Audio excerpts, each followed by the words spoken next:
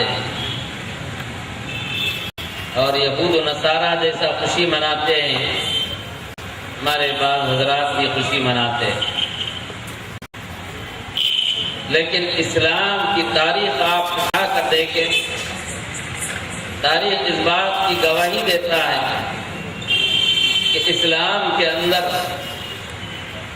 نہ افراط ہے نہ تفریط ہے، نہ خوشی میں ڈوب جائے نہ غم میں ڈوب جائے، نہ خوشی کا اظہار کرے نہ غم کا اظہار کرے، جیسا کہ بہت سے لوگ کرتے رہتے ہیں۔ لیکن ہم کو یہ جاننا چاہیے کہ محرم کے مہینے کے اندر کیا واقعات ہمارے سامنے پیش آئے، ان واقعات کو سن کر ہم سبق حاصل کرنا چاہیے، کیونکہ ہر زمانے کے اندر فتنہ کا دور گزرتا رہتا ہے۔ آپ تاریخ اٹھا کر دیکھیں، ہر دور کے اندر فتنہ ہوتے رہتے اور آج بھی ہو رہا ہے۔ ابھی ہم حیدرآباد گئے تھے، علماء کی مجلس میں مدعو کیا گیا تھا، اور وہاں پر یہ بات سامنے آئی کہ ایک شخص جس کا نام ہے شکیل بن حنیف ہے، یہ خدا کا رسول ہونے کا دعویٰ کر رہا، یہ اپنے آپ کو یوں کہہ رہا ہے کہ دیکھو میں اللہ کی طرف سے رسول بنا کر بھیجا گیا اور میرے ہاتھ پہ بیعت کرو، اور مہدی علیہ السلام آ گئے ہیں اور تھوڑی دنوں میں حضرت عیسیٰ علیہ السلام تشریف لائیں گے، اور پوری دنیا کے اندر میں اسلامی حکومت قائم کرنا چاہتا ہوں، یہ اس کے الفاظ، اور میرے ہاتھ پہ بیعت کرو، اور بیعت نہیں کریں گے، انکار کریں گے تو وہ کافر ہے، اسلام سے خارج ہو جائیں گے، نعوذ باللہ من ذلک۔ ہر دور کے اندر فتنے کئی طریقے سے اٹھ رہے ہیں، ان فتنوں کا ختم کرنے کے لیے بہت سے بڑے بڑے علماء کرام محرک ہو چکے ہیں، اور خاص کر حیدرآباد کے اندر کالجوں میں نوجوانوں کو ٹارگٹ بنایا جا رہا اور نوجوانوں کو گمراہ کیا جا رہا، اور 1000 نوجوان گمراہ ہو چکے ہیں۔ میرے محترم بھائیو اور دوستو، اس کے کہنے سے کچھ نہیں ہوتا۔ نمرود بادشاہ نے خود کہا تھا کہ میں خود رب ہوں، وہ بھی دنیا سے چلا گیا۔ فرعون بھی کہنے لگا، وہ بھی دنیا سے چلا گیا۔ دنیا کے اندر کوئی باقی رہنے والے نہیں، ایک نہ ایک دن ہر ایک کو تو موت تو آئے گی، لیکن فتنوں کے ذریعے سے ہم بچنا ضروری ہے، اور لوگ گمراہ کرنے کی کوشش کرتے رہتے ہیں، اور یوں کہتے ہیں کہ دیکھو ہم رسول اللہ صلی اللہ علیہ وسلم کی سنت پر ہم عمل کرنے والے ہیں۔ تو خیر میرے محترم بھائیو اور دوستو،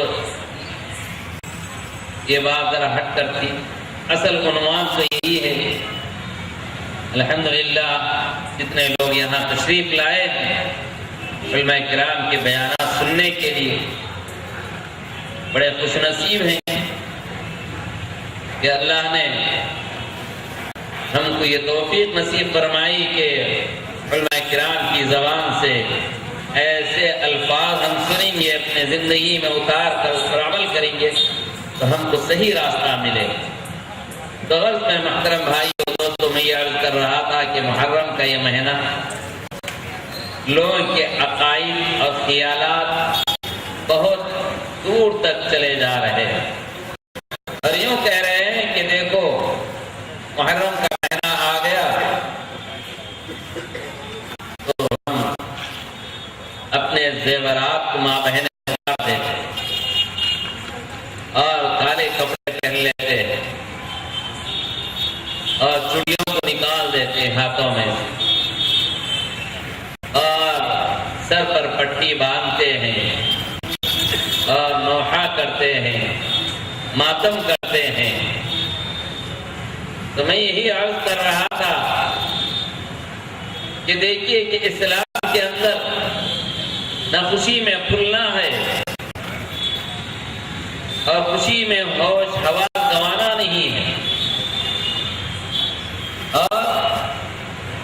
غم میں ڈوبنا نہیں ہے، بالکل متوسط درجہ۔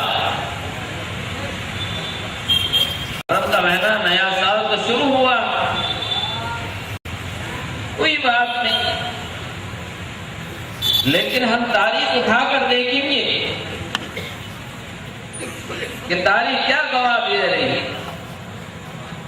تاریخ کے اوراق پلٹا کر دیکھیں، صحابہ کرام رضی اللہ تعالیٰ نے کتنے قربانیاں دی۔ تو غرض میں محترم بھائیوں دعا فرمائیں کہ اللہ تعالیٰ ہم سب کو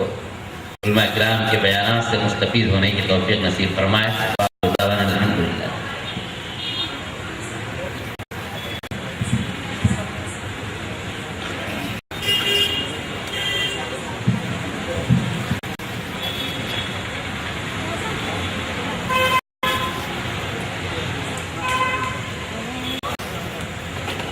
آپ حضرت مولانا عبدالسلام صاحب رشادی دامت برکاتہم العالیہ کے خطاب سے مستفید ہو رہے تھے۔ اپنے سابقہ مضمون کو جاری رکھتے ہوئے قاری طیب صاحب رحمۃ اللہ علیہ کے حوالے سے آپ نے فرمایا، اے عرفی، اگر رونے سے مرنے والا مر جایا کرتا، اے عرفی، اگر رونے سے مرنے والا مل جایا کرتا تو 100 سال ہم رونے سے نہ تھکتے اور روتے رہتے، لیکن رونا اور غم کرنا کسی کو واپس نہیں لا سکتا، اسی لیے شریعت کے نزدیک غم لے کر بیٹھنا اور بتکلف اسے نمایاں کرنا جاہلیت کی رسم قرار دیا گیا۔ زمانے جاہلیت کا دستور تھا کہ بڑے لوگ مرتے وقت وصیت کر جایا کرتے تھے کہ ہمیں برس دن نویا جائے تاکہ دنیا پر واضح ہو کہ کوئی بڑا شخص دنیا سے اٹھا ہے۔ ظاہر ہے کہ برس 2 برس کون ہے کہ دل سے روئے، کیونکہ یہ اس کی فطرت کے خلاف ہے، اس لیے اس زمانے میں رونے والیاں کرائے پر رکھی جاتی تھی کہ انہیں اجرت دے کر رلایا جاتا تھا۔ جب کوئی تعزیت کے لیے آتا تو وہ جلدی حلقہ باندھ کر بیٹھتی اور آواز ملا کر نوحہ و بکا کرنا شروع کر دیتی، مؤثر اشعار اور غم افزا کلمات سے دلوں کو پگھلا دیتی، اور لوگ آنسو پہنچ کر یہ کہتے ہوئے چلے جاتے کہ حقیقتاً ایک بڑا آدمی دنیا سے اٹھ گیا ہے جس کا یہ سوگ کیا جا رہا ہے۔ لیکن حقیقت یہ ہے کہ اس رسمی رونے میں نہ رونے والیوں کا دل شریک ہویا کرتا تھا، نہ رونا دیکھنے والوں کا، دونوں زمانہ سازی سے روتے تھے، برادری یا شہر کو دکھلانے کے لیے یہ حرکت کیا کرتے تھے۔ اسلام نے اس بتکلف رونے اور نوحہ و بکا کی ممانعت فرمائی اور فرمایا کہ اس قسم کے نوحہ و بکا سے میت کو قبر میں تکلیف پہنچتی ہے اور وہ گرفتار عذاب ہو جاتا ہے۔ ہمارا موضوع یہی ہونا چاہیے جو ہو رہا ہے کہ ہم سے تو میت کو نفع پہنچے، ہم سے میت کو نفع پہنچے اور میت سے ہمیں نفع پہنچے۔ شریعت نے ہم سے میت کو نفع پہنچنے کی صورت ایثار ثواب بتلائی ہے، کیونکہ حدیث شریف میں ہے کہ قبر کے اندھیرے گھرانے میں میت اپنے گھر والوں سے آس باندھتا ہے کہ شاید کوئی مجھے یاد کرے اور شاید مجھے کوئی ثواب پہنچائے۔ آپ علیہ السلام نے فرمایا کہ قبر میں میت کی حالت ایسی ہوتی ہے جیسے کوئی بیچ دریا میں ٹولے کھا رہا ہو اور اسے تنکا بھی ہاتھ لگ جائے تو اسے بھی وہ اپنا سہارا سمجھتا ہے۔ ٹھیک اسی طرح میت قبر میں راحت و نجات کی خاطر اپنے وارثوں اور اپنے دوستوں سے آس لگاتے رہتا ہے کہ کاش مجھے کوئی یاد کرنے اور ثواب پہنچانے والا مل جائے جو میرے لیے تنکے کا سہارا ہو جائے۔ لیکن شہداء کا مقام ان سے کوسوں دور ہے، بل احیاء عند ربهم یرزقون۔ قرآن مجید کہتا ہے بلکہ وہ اپنے رب کے دربار میں باحیات ہیں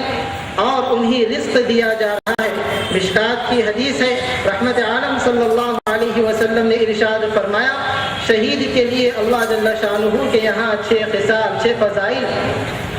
نمبر 1، پہلی پیشی میں اس کی مغفرت کر دی جاتی ہے، دوسرا اس کو جنت میں اپنا ٹھکانہ دکھلایا جاتا ہے، تیسرا عذاب قبر سے اسے بچا لیا جاتا ہے، چوتھا بڑی زبردست گھبراہٹ کے دن یعنی قیامت میں وہ مامون رہے گا اور اس کے سر پر وقار کا تاج رکھا جائے گا جس میں ایسے قیمتی یاقوت ہوں گے کہ ان میں سے ایک یاقوت دنیا و ما فیہا سے بہتر ہے۔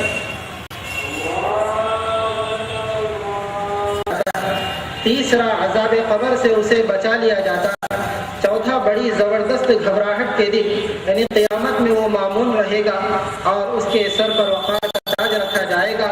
جس میں ایسے قیمتی یاقوت ہوں گے کہ ان میں سے ایک یاقوت دنیا و ما فیہا سے بہتر ہوگا۔ پانچویں فضیلت، بہترین حور عین سے اس کی شادی کرائی جائے گی، چھٹواں اس کے 70 رشتہ داروں کے بارے میں اس کی شفاعت قبول کی جائے گی۔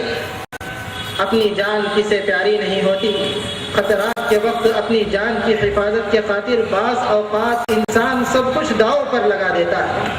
مشہور ہے جہاں ہے جان ہے تو جہاں، بقول علامہ مولانا قمر الزمان صاحب کہ مال دے کر جان بچاؤ اور جان دے کر ایمان بچاؤ، مال دے کر جان بچاؤ، جان دے کر ایمان بچا لو۔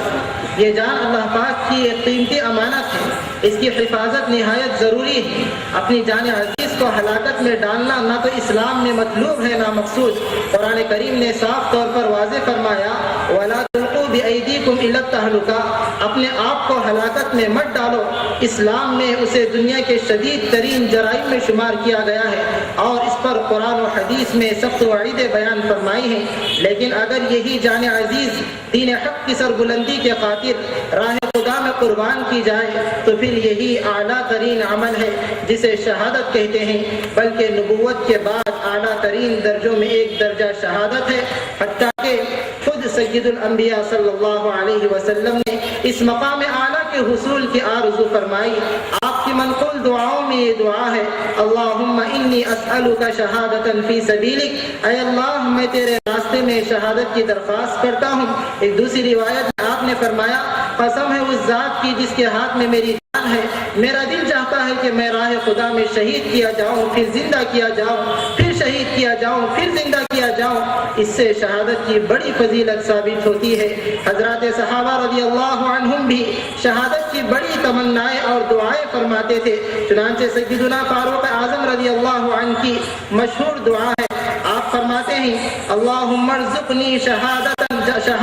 فی سبیلک وموتی ببلد رسلک، اے الہ العالمین مجھے اپنے راستے میں شہادت اور اپنے رسول کے شہر میں موت نصیب فرما۔ حضرت عثمان غنی رضی اللہ عنہ کے متعلق حضرت عبداللہ بن عباس رضی اللہ عنہ سے کسی نے دریافت کیا کہ آپ کی انگوٹھی میں ایک عبارت نقش تھی، ایک عبارت لکھی ہوئی تھی، تو سیدنا عثمان غنی رضی اللہ عنہ نے پوچھنے پر فرمایا کہ میں نے پورے صدق دل سے اپنی اس انگوٹھی پر یہ جملہ نقش کرایا تھا اللہم احینی سعیدا وامیتنی شہیدا۔ عزیزان احترام، پروردگار عالم حضرت عثمان رضی اللہ عنہ نے فرمایا پروردگار عالم مجھے سعادت والی زندگی اور شہادت والی موت نصیب فرما۔ بقول ابن عباس رضی اللہ عنہ کے آپ نے سوال کیا کہ عثمان اللہ پاک نے آپ کو سعادت والی زندگی بھی دی، تو آپ نے فرمایا، پھر حضرت ابن عباس رضی اللہ عنہ نے فرمایا خدا کی قسم حضرت عثمان غنی کو اللہ پاک نے سعادت والی زندگی بھی دی اور شہادت والی موت۔ شہادت کی اسی عظمت کے پیش نظر سیدنا خالد ابن ولید رضی اللہ عنہ لشکر کفار کو خطاب کر کے فرمایا کرتے تھے کہ ظالموں تمہیں شراب اتنی محبوب نہیں جتنی ہمیں اللہ کے راستے کی شہادت محبوب ہے۔ حضرات صحابہ شوق شہادت میں اپنی جان عزیز کو ہتھیلی پر رکھ کر لشکر کفار میں جا گھستے۔ کہنے والے نے کہا اثر انداز تھا شوق شہادت جان نثاروں پر، اثر انداز تھا شوق شہادت جان نثاروں پر، گلے بڑھ بڑھ کے رکھ دیتے تھے تلواروں کی دھار پر۔ آگے چلیے، موضوع کی مناسبت سے میں آپ حضرات کے سامنے کن کن شہدائے کربلا کی تاریخ بیان کروں۔ کیوں؟ اس لیے کہ ایک طرف شہدائے کربلا میں حضرت عبداللہ ہیں تو دوسری طرف حضرت عبیداللہ بن مسلم ہیں، ایک طرف عبد الرحمن ہیں تو دوسری طرف حضرت جعفر ہیں، ایک طرف محمد بن عبداللہ بن جعفر ہیں تو دوسری طرف عون بن عبداللہ بن جعفر ہیں، ایک طرف حضرت حسن رضی اللہ عنہ کے 4 بیٹوں میں ایک طرف محمد قاسم ہیں تو دوسری طرف ابو بکر ہیں، ایک طرف عبداللہ ہیں تو دوسری طرف عمر ہیں۔ حضرت حسین رضی اللہ عنہ کے متعلقین میں ایک طرف آپ کے غلام حضرت فیروز ہیں تو دوسری طرف آپ کے رشتہ دار حضرت عباس ہیں، ایک طرف آپ کے بیٹے علی اکبر ہیں تو دوسری طرف آپ کے بیٹے حضرت علی اصغر ہیں۔ عزیزان احترام، حضرت ان تمام کی شہادت کے بعد سیدنا حسین رضی اللہ عنہ اپنے خاندان کے پاس آئے اور وصیت کرنے کے بعد حضرت زین العابدین کو آپ کی آنکھوں کو بوسہ دیا اور چھاتی سے لگایا اور سب کنبے کو گلے لگا کر پیار کیا۔ سب شہزادیاں لپٹ کر بے قراری سے روتی تھی۔ آپ نے حضرت زینب سے فرمایا، پیاری بہن میرے ہتھیار لاؤ، اب تو نوبت آئی مجھ پر الوداع، الوداع اولاد مستر، الوداع الوداع اے اہل بیت مصطفیٰ، الوداع آل پیغمبر، الوداع الوداع اے میری بہنوں، الوداع الوداع اے جان حیدر، الوداع۔ اور گلے لپٹا کے عابد سے کہا، اے میرے بیمار و دلیر، الوداع۔ پھر گلے لگ کر سکینہ سے کہا، اے میرے مظلوم دختر، الوداع۔ شہر بانو سے فرماتے تھے شاہ، اے میرے غمخوار و مستر، الوداع۔ ہے خدا حافظ تمہارا بے کسو، پھر چلے خیمہ سے کہہ کر الوداع۔ دیکھ کر لاشیں یہ حضرت نے کہا، اے میرے عباس و اکبر، الوداع۔ سب شہیدوں سے جو رخصت ہو چکے، پھر کہا قاسم و اصغر، الوداع۔ تھا مجھے بھی اسی دن کا انتظار، آ گیا وقت مقرر، الوداع۔ اے دعا کر اپنے رب سے اے حسین، اے دعا کر اپنے رب سے اے حسین، ہو تیرا سر اور خنجر، الوداع۔ میرے محترم بزرگ و دوستو، بات کو سمیٹتے ہوئے میں جلسے کا آغاز کرنا چاہتا ہوں۔ ہمارے مہمان اکابر علماء تشریف لا چکے ہیں۔ بات کو بہت مختصر کرتے ہوئے، جیسے کہ آپ حضرات کے سامنے بیان سے تھوڑی دیر قبل قرأت کلام پاک سے بھی آپ کو مستفید کیا گیا اور آپ محظوظ ہوئے، اور میں قرأت کلام اللہ کے بعد آپ حضرات کو معلوم ہوگا کہ جہاں بھی اللہ تعالیٰ اپنا ذکر خیر فرماتے ہیں، وہیں اپنے پیارے محبوب سید العرب والعجم، شافع محشر، ساقی کوثر، احمد مجتبی محمد مصطفیٰ صلی اللہ علیہ وسلم کا بھی ذکر کرتے ہیں۔ آپ کلمہ طیبہ میں دیکھ لیجئے، کلمہ شہادت میں دیکھ لیجئے، اذان و اقامت میں دیکھ لیجئے، اور ہماری اکابر امت کا بھی یہ عمل ہے کہ خالق کائنات کی تعریف کے بعد باعث کن فکا خاتم الانبیاء رسول عربی صلی اللہ علیہ وسلم کی تعریف و توصیف کرتے ہیں، کیونکہ وحدہ لا شریک لہ کے بعد کوئی شخصیت قابل تعریف، لائق مدح و ثنا اور جامع کمالات و صفات ہے تو صرف بصرف سرکار دو جہاں تاجدار مدینہ کی محبوب ذات گرامی ہے، کہ جنہوں نے 23 سال کی قلیل مدت میں وہ انقلاب برپا کر دیا جس کی نظیر پیش کرنے سے دنیا عاجز و قاصر۔ شاعر نے کیا ہی خوب کہا، کتاب فطرت کے سرے ورق پر جو نام احمد رقم نہ ہوتا، کتاب فطرت کے سرے ورق پر جو نام احمد رقم نہ ہوتا، یہ نقش ہستی ابھر نہ سکتا، وجود لوح و قلم نہ ہوتا، تیرے غلاموں میں بھی نمایاں جو تیرا عکس کرم نہ ہوتا، تو بارگاہ ازل سے تیرا خطاب خیر الامم نہ ہوتا، نہ روح حق سے نقاب اٹھتا، نہ ظلمتوں کا حجاب اٹھتا، فروغ بخشے نگاہ عرفاں گر چراغ کرم نہ ہوتا۔ تو آئیے سدرا کی بلندیوں کو گرد راہ بنانے والے، اس منزل سے بھی آگے بہت دور جانے والے محبوب رب المشارق والمغارب، سید الانس والجان، افضل الکون والمکان، علیہ الصلاۃ والسلام من رب الرحمن کی ذات گرامی ہے، جو مقصد تصویر کائنات ہے، جو مقصد کن فکا ہے۔ لہذا میں رب العالمین کی حمد و ثنا کے بعد رحمت للعالمین کے دربار میں ہدیہ درود و سلام و گلدست عقیدت پیش کرنے کے لیے ابھرتا ہوا شہر کرنول کا ایک بہترین مداح رسول محمد انعام الحسن کو دعوت دیتا ہوں کہ وہ دربار رسالت کے جمال جہاں آرا کا آئینہ دکھائے۔ محمد انعام الحسن تشریف لائے۔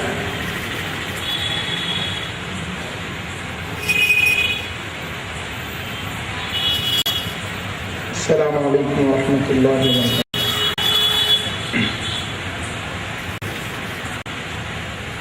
آپ کی نعتیں میں لکھ لکھ کر سناؤں آپ کو، کس طرح راضی کروں کیسے مناؤں آپ کو، آپ کی نعتیں میں لکھ لکھ کر سناؤں آپ کو، کس طرح راضی کروں کیسے مناؤں آپ کو،